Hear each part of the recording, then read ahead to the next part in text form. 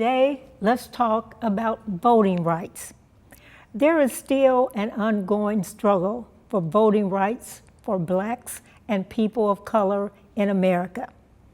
Jim Crow laws in the South imposed literacy checks, poll taxes, and barriers to keep blacks from voting. Blacks would have to count how many beans were in a jar to be able to vote, a right that all American citizens should have in America. The 15th Amendment in 1870 granted African American men the right to vote. It wasn't until November 2nd, 1920, that women were given the right to vote.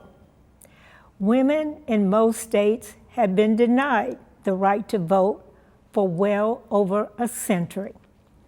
Many of those who opposed the women voting believed that a woman's place was in the home.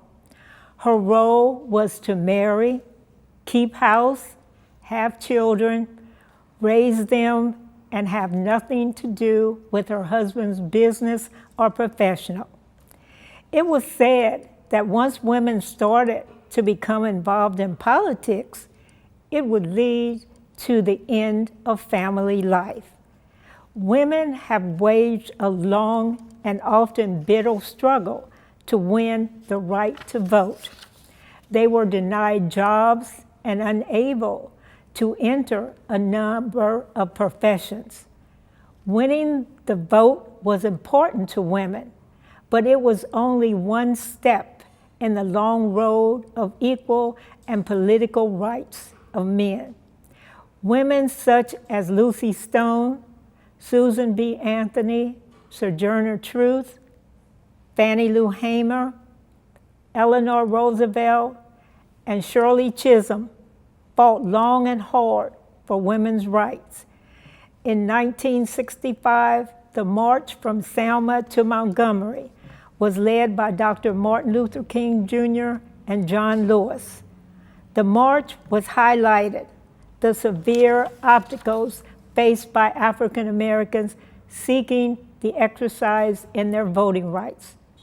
Some were beaten and killed during this march, a large part of history that will not be forgotten. Today, there are still many barriers to try and stop African Americans and people of color from voting.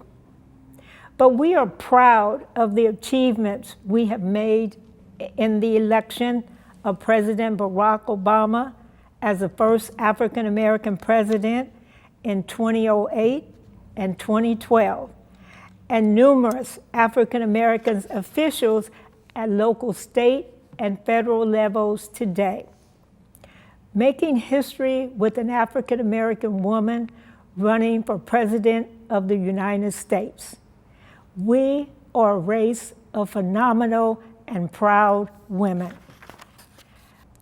Don't forget to visit our location at 890 Jefferson, Redwood City, Tuesday through Saturday, 12 until 6, on Sundays, 12 until 5. We are closed on Mondays by appointments only. Please remember that any donation, small or large, will help to keep the museum going here in San Mateo County. So please visit our Facebook website, contact me, Carolyn Hoskins, at 650-921-4191. Would be happy to have a conversation with you to give you more information about the Dominique Hoskins Black History Museum and Learning Center.